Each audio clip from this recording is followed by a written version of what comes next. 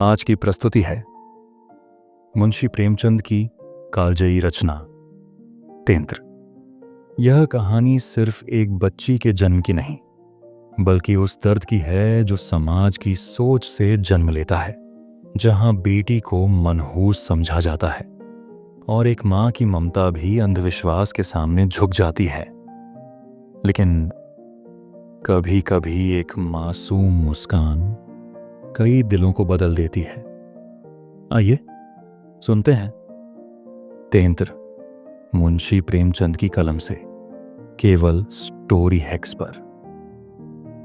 आखिर वही हुआ जिसकी आंशिक आत्मी, जिसकी चिंता में घर के सभी लोग और विशेषत प्रसूता पड़ी हुई थी। तीनों पुत्रों के पश्चात कन्या का जन्म हुआ। माता सौर में सूख गई, पिता बाहर आंगन में सूख गए और घर की वृद्ध माता सौर द्वार पर सूख। अनर्थ महाअनर्थ, भगवान ही कुशल करें तो हो। यह पुत्री नहीं राक्षसी है। इस अभागिनी को इसी घर में जाना था, आना था तो कुछ दिन पहले क्यों ना आई। भगवान सातवें शत्रु के घर भी तेंत्र का जन्म न दे। पिता का नाम था पंडित दामोदर दत्त। शिक्षित आदमी थे, शिक्षा विभाग ही में नौकर भी थे। मगर इस संस्कार को कैसे मिटा देते जो परंपरा से हृदय में जमा हुआ था कि तीसरे बेटे की पीठ पर होने वाली कन्या अभागिनी होती है, या पिता को लेती है या पिता को या अपने को। उनकी वृद्धा माता लगी नवजात कन्या को पानी पी पी कर कोसने। कलमुही है, कलमुही, न जाने क्या करने आई हैं यहां। किसी बांझ के घर जाती तो उसके दिन फिर जाते। दामोदर दत्त दिल में तो घबराए हुए थे, पर माता को समझाने लगे, अम्मा तेंत्र बेंतर कुछ नहीं, भगवान की इच्छा होती है वही होता है। ईश्वर चाहेंगे तो सब कुशल ही होगा।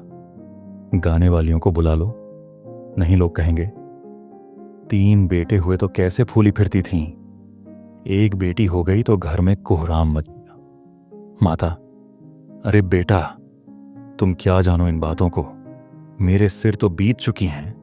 प्राण नहीं में समाया हुआ है। तेंत्र ही के जन्म से तुम्हारे दादा का देहांत हुआ, तभी से तेंत्र का नाम सुनते ही मेरा कलेजा कांप उठता है। दामोदर, इस कष्ट के निवारण का भी कोई उपाय होगा? माता, उपाय बताने को तो बहुत है। पंडित जी से पूछो तो कोई ना कोई उपाय बता देंगे, पर इससे कुछ होता नहीं। मैंने कौन से अनुष्ठान नहीं किए, पर पंडित जी की तो मुट्ठियां गर्म हुई। यहां जो सिर पर पड़ना था वह पड़ ही गया। अब टके के पंडित रह गए हैं। जजमान मरे या जिए, उनकी बला से उनकी दक्षिणा मिलनी चाहिए, धीरे से। लकड़ी दुबली पतली भी नहीं है, तीनों लकड़ों से हृष्ट पुष्ट है। बड़ी बड़ी आंखें हैं, पतले पतले लाल लाल ओंठ हैं जैसे गुलाब की पत्ती। गोरा चिट्टा रंग है, लंबी सी नाक। कलमुही नहलाते समय रोई भी नहीं, टुकुर टुकुर ताकती रही। यह सब लक्षण कुछ अच्छे थोड़े ही है।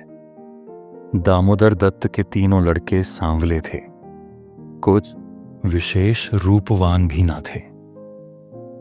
लड़की के रूप का बखान सुनकर उनका चित्त कुछ प्रसन्न हुआ। बोले, अम्मा जी, तुम भगवान का नाम लेकर गाने वालियों को बुला भेजो, गाना बजाना होने दो। भाग्य में जो कुछ है वह तो होगा ही। माता जी तो हुलसता नहीं, करूं क्या? दामोदर, गाना न होने से कष्ट का निवारण तो होगा नहीं कि हो जाएगा। अगर इतने सस्ते जान छूटे तो न कराओ गान। माता, बुलाए लेती हूं बेटा, जो कुछ होना था वह तो हो गया। इतने में दाई ने सौर में से पुकार कर कहा, बहू जी कहती हैं गाना वाना कराने का काम नहीं है। माता, भला उनसे कहो चुप बैठी रहे, बाहर निकलकर मनमानी करेंगी।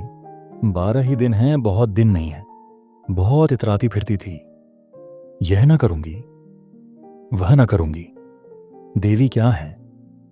मर्दों की बातें सुनकर वही रट लगाने लगी थी, तो अब चुपके से बैठती क्यों नहीं? मैं तो तेंत्र को अशुभ नहीं मानती और सब बातों में मेमों की बराबरी करती हैं, तो इस बात में भी करे। यह कहकर माताजी ने नाइन को भेजा कि जाकर गाने वालियों को बुला ला, पड़ोस में भी कहती जाना। सवेरा होते ही बड़ा लड़का सोकर उठा और आंखें मलता हुआ जाकर दादी से पूछने लगा, बड़ी अम्मा, कल अम्मा को क्या हुआ? माता, लड़की तो हुई है। बालक खुशी से उछलकर बोला, ओहो हो, पैजनियां पहन पहन कर छुन छुन चलेगी। जरा मुझे दिखा दो दादी जी। माता, अरे क्या सौर में जाएगा? पागल हो गया क्या? है ये क्या? लड़के की उत्सुकता न मानी। सौर के द्वार पर जाकर खड़ा हो गया और बोला, अम्मा जरा बच्ची को मुझे दिखा दो। दाई ने कहा, बच्ची अभी सोती है। बालक, जरा दिखा दो, गोद में लेकर। दाई ने कन्या उसे दिखा दी तो वहां से दौड़ता हुआ अपने छोटे भाइयों के पास पहुंचा और उन्हें जगह जगह कर खुशखबरी सुनाई। एक बोला, नन्ही सी होगी। बड़ा, बिल्कुल नन्ही सी, जैसी बड़ी गुड़िया। ऐसी गोरी है कि क्या किसी साहब की लड़की होगी। ये लड़की मैं लूंगा। सबसे छोटा बोला, हमको भी दिखा दो। तीनों मिलकर लड़की को देखने आए और वहां से बगलें बजाते उछलते कूदते बाहर आए। बड़ा, देखा कैसी है। मंजला, कैसे आंखें बंद किए पड़ी थी। छोटा, हमें तो देना। बड़ा, खूब द्वार पर बारात आएगी। हाथी, घोड़े, बाजे, आतशबाजी। मंजला और छोटा ऐसे मग्न हो रहे थे मानो वह मनोहर दृश्य आंखों के सामने है। उनके सरल नेत्र मनोल्लास से चमक रहे थे। मंजला बोला, फुलवारियां भी होंगी। छोटा, हम भी फूल लेंगे। छठी भी हुई, बरही भी हुई, गाना बजाना, खाना पिलाना, देना दिलाना सब कुछ हुआ, पर रस्म पूरी करने के लिए दिल से नहीं, खुशी से नहीं। लड़की दिन दिन दुर्बल और अस्वस्थ होती जाती थी। मां उसे दोनों वक्त अफीम खिला देती और बालिका दिन और रात को नशे में बेहोश पड़ी रहती। जरा भी नशा उतरता तो भूख से विकल होकर रोने लगती। मां कुछ ऊपरी दूध पिलाकर अफीम खिला देती। आश्चर्य की बात तो यह थी कि अब की उसकी छाती में दूध नहीं उतरा।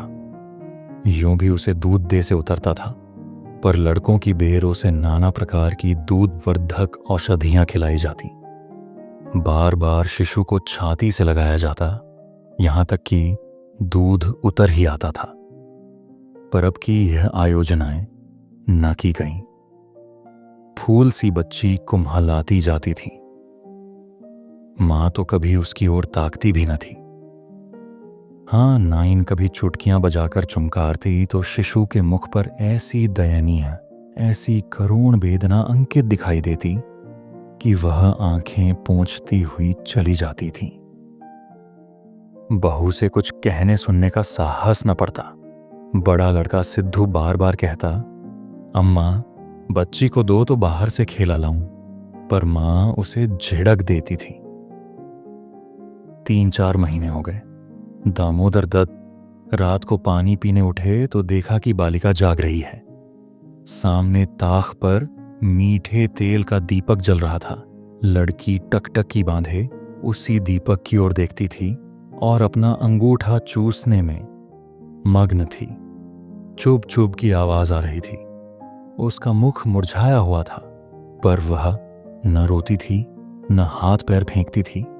बस अंगूठा पीने में ऐसी मग्न थी मानो उसमें सुधा रस भरा हुआ है। वह माता के स्तनों की ओर मुंह भी नहीं फेरती थी, मानो उसका उन पर कोई अधिकार है नहीं, उसके लिए वहां कोई आशा नहीं। बाबू साहब को उस पर दया आई। इस बेचारी का मेरे घर जन्म लेने में क्या दोष है? मुझ पर या इसकी माता पर कुछ भी पड़े, उसमें इसका क्या अपराध है?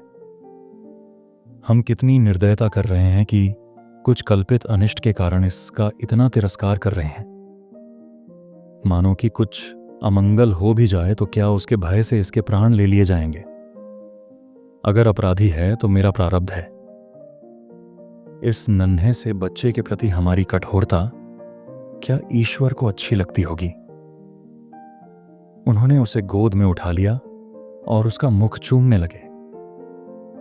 लड़की को कदाचित पहली बार सच्चे स्नेह का ज्ञान हुआ।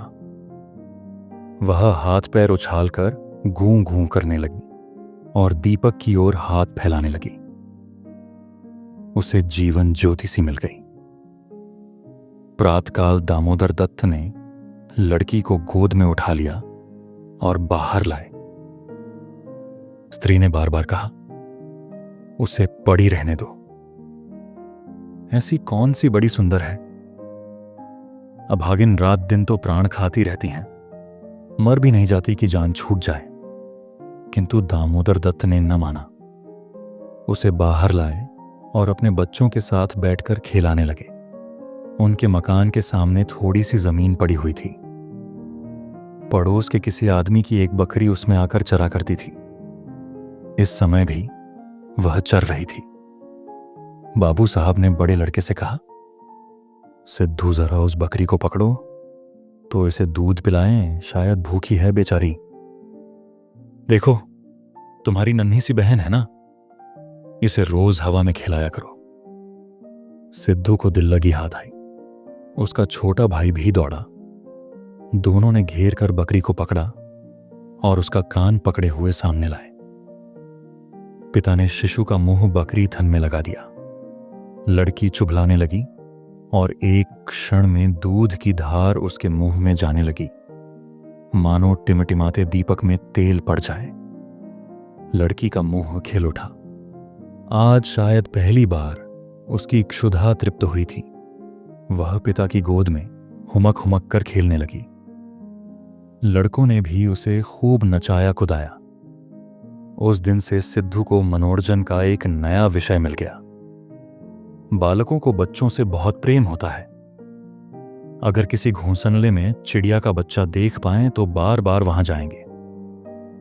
देखेंगे कि माता बच्चे को कैसे दाना चुगाती है, बच्चा कैसे चोंच खोलता है, कैसे दाना लेते समय परों को फड़फड़ाकर कर छें छें करता है। आपस में बड़े गंभीर भाव से उसकी चर्चा करेंगे। अपने अन्य साथियों को ले जाकर उसे दिखाएंगे। सिद्धू ताक में लगा देता। कभी दिन में 2-2, 3-3 बाचारी पिलाता। बकरी को भूसी छोकर खिलाकर ऐसा परचा लिया कि वह स्वयं छोकर के लोभ से चली आती और दूध देकर चली जाती। इस भांति कोई 1 महीना गुजर गया। लड़की हृष्टपुष्ट हो गई। मुख पुष्प के समान विकसित हो गया। आंखें जग उठीं। शिशुकाल की सरल आभा मन को हरने लगी। माता उसको देख देख कर चकित होती थी। किसी से कुछ कह तो न सकती, पर दिल में आशंका होती थी कि अब वह मरने की नहीं, हम ही लोगों के सिर जाएगी। कदाचित ईश्वर इसकी रक्षा कर रहे हैं, जब ही तो दिन दिन निखरती आती है। नहीं, अब तक ईश्वर के घर पहुंच गई होती। मगर दादी माता से कहीं ज्यादा चिंतित थी। उसे भ्रम होने लगा कि वह बच्चे को खूब दूध पिला रही हैं, सांप को पाल रही है। शिशु की ओर आंख उठाकर भी न देखती। यहां तक कि एक दिन कह बैठी, लड़की का बड़ा छोह करती हो। हाँ भाई, मां हो कि नहीं, तुम न छोह करोगी तो करेगा कौन? अम्मा जी, ईश्वर जानते हैं जो मैं इससे दूध पिलाती हूं। अरे तो मैं मना थोड़े ही करती हूं। मुझे क्या गरज पड़ी है कि मुफ्त में अपने ऊपर पाप लूं? कुछ मेरे सिर तो जाएगी नहीं। अब आपको विश्वास ही ना आए तो क्या करें? मुझे पागल समझती हो? वह हवा पी पी कर ऐसी हो रही है। भगवान जाने अम्मा, मुझे तो अचरज होता है। बहू ने बहुत निर्दोषिता जताई, किंतु वृद्धा सास को विश्वास न आया। उसने समझा वह मेरी शंका को निर्मूल समझती है। मानो मुझे इस बच्ची से कोई बैर है। उसके मन में यह भाव अंकुरित होने लगा कि इसे कुछ हो जो है। तब यह समझे कि मैं झूठ नहीं कहती थी। वह जिन प्राणियों को अपने प्राणों से भी अधिक समझती थीं, उन्हीं लोगों की अमंगल कामना करने लगी, केवल इसलिए कि मेरी शंकाएं सत्य आ जाएं। वह यह तो नहीं चाहती थी कि कोई मर जाए, पर इतना अवश्य चाहती थी कि किसी के बहाने से मैं चेता दूं कि देखा, तुमने मेरा कहा न माना। यह उसी का फल है। उधर सास की ओर से जो यह द्वेष भाव प्रकट होता था, बहू का कन्या के प्रति स्नेह बढ़ता था। ईश्वर से मनाती रहती थी कि किसी भांति 1 साल कुशल से कट जाता तो इनसे पूछती।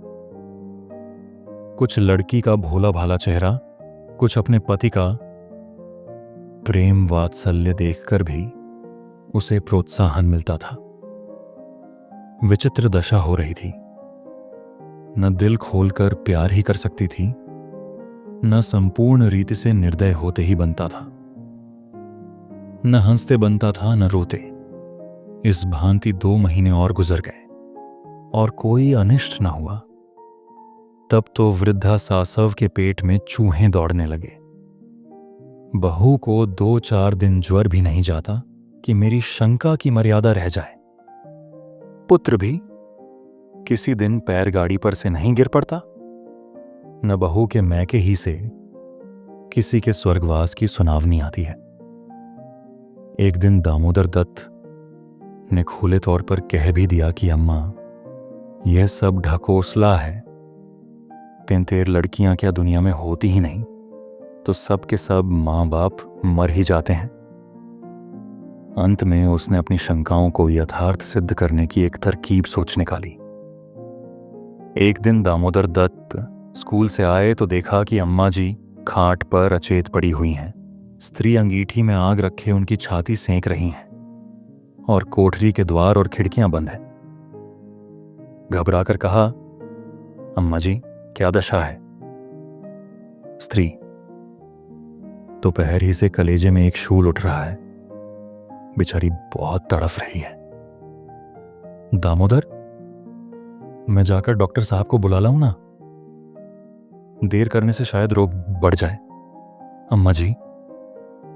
अम्मा जी कैसी तबीयत है?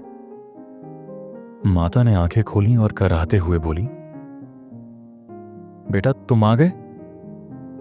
अब ना बचूंगी। हाय भगवान, अब ना बचूंगी। जैसे कोई कलेजे में बरछी चुभा रहा हो। ऐसी पीड़ा कभी ना हुई थी। इतनी उम्र बीत गई, ऐसी पीड़ा कभी ना हुई। स्त्री, वह कल मुही छोकरी न जाने किस मनहूस घड़ी में पैदा हुई। सास, बेटा, सब भगवान करते हैं। यह बेचारी क्या जाने। देखो मैं मर जाऊं तो उसे कष्ट मत देना। अच्छा हुआ मेरे सिर आई, किसी कक्के सिर तो जाती ही, मेरे ही सिर सही। हाय भगवान, अब न बचूंगी। दामोदर, जाकर डॉक्टर बुला लाऊं? अब भी लौटा आता हूं। माताजी को केवल अपनी बात की मर्यादा निभानी थी, रुपये न खच्चर कराने थे। बोली, नहीं बेटा, डॉक्टर के पास जाकर क्या करोगे? अरे वह कोई ईश्वर है, डॉक्टर के पास जाकर क्या करोगे? अरे वह कोई ईश्वर है, डॉक्टर अमृत पिला देगा, 10-20 वह भी ले जाएगा। डॉक्टर वैद्य से कुछ ना होगा। बेटा तुम कपड़े उतारो, मेरे पास बैठकर भागवत पढ़ो। अब न बचूंगी, अब न बचूंगी। हाय राम। दामोदर, तेंत्र बुरी चीज है। मैं समझता था कि ढकोसला है। स्त्री, इसी से मैं उसे कभी नहीं लगाती थी। माता, बेटा बच्चों को आराम से रखना। भगवान तुम लोगों को सुखी रखें। अच्छा हुआ मेरे ही सिर गई, तुम लोगों के सामने मेरा परलोक हो जाएगा। कहीं किसी दूसरे के सिर जाती तो क्या होता राम। भगवान ने मेरी विनती सुन ली। हाय हाय। दामोदर दत्त को निश्चय हो गया कि अब अम्मा न बचेंगी। बड़ा दुख हुआ। उनके मन की बात होती तो वह मां के बदले तेंत्र को न स्वीकार करते। जिस जननी ने जन्म दिया, नाना प्रकार के कष्ट झेलकर उनका पालन पोषण किया, अकाल वैधव्य को प्राप्त होकर भी उनकी शिक्षा का प्रबंध किया, उसके सामने एक दूधमुही बच्ची का क्या मूल्य था, जिसके हाथ का एक गिलास पानी भी वह न जानते थे। शोकातुर हो कपड़े उतारे और मां के सिरहाने बैठकर भागवत की कथा सुनाने लगे। रात को बहू भोजन बनाने चली तो सास से बोली, अम्मा जी, तुम्हारे लिए थोड़ा सा साबूदाना छोड़ दूं? माता ने व्यंग्य करके कहा, बेटी, अन्य बिना ना मारो, भला साबूदाना मुझसे खाया जाएगा। जाऊं, थोड़ी पूरियां छान लो, पड़े पड़े जो कुछ इच्छा होगी खा लूंगी, कचौरियां भी बना लेना। मरती हूं तो भोजन को तरस तरस क्यों मरूं? थोड़ी मलाई भी मंगवा लेना, चौक की हो। फिर थोड़े खाने आऊंगी बेटी, थोड़े से केले मंगवा लेना, कलेजे के दर्द में केले खाने से आराम होता है। भोजन के समय पीड़ा शांत हो गई, लेकिन आध घंटे बाद फिर जोर से होने लगी। आधी रात के समय कहीं जाकर उनकी आंख लगी। 1 सप्ताह तक उनकी यही दशा रही। दिन भर पड़ी कराहा करती, बस भोजन के समय जरा वेदना कम हो जाती। दामोदर दत्त सिरहाने बैठे पंखा चलते और मातृयोग के आगत शोक से रोते। घर की मेहरी ने मोहल्ले भर में एक खबर फैला दी। पड़ोसिनें देखने आईं तो सारा इल्जाम बालिका के सिर गया। एक ने कहा, यह तो कहो बड़ी कुशल हुई कि बुढ़िया के सिर गई, नहीं तो तेंत्र मां बाप 2 में से एक को लेकर तभी शांत होती है। दैव न करे कि किसी के घर तेंत्र का जन्म हो। दूसरी बोली, मेरे तो तेंत्र का नाम सुनते ही रोए खड़े हो जाते हैं। भगवान बांझ रखे पर तेंत्र का जन्म न दें। 1 सप्ताह के बाद वृद्धा का कष्ट निवारण हुआ। मरने में कोई कसर न थी। वह तो कहो पुरुखाओं का पुण्य प्रताप था। ब्राह्मणों को गोदान दिया गया। दुर्गा पाठ हुआ, तब कहीं जाके संकट कटा।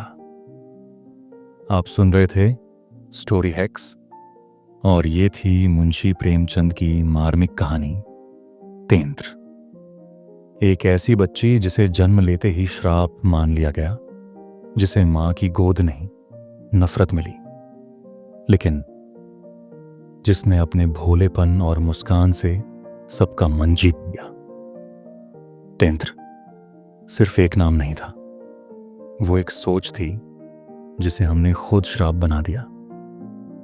मुंशी प्रेमचंद ने इस कहानी के जरिए हमारे समाज में गहरे बैठे अंधविश्वास, बेटियों के प्रति भेदभाव और ममता से ज्यादा मान्यता की भूख को जैसे शब्दों के आईने में उतार दिया हो।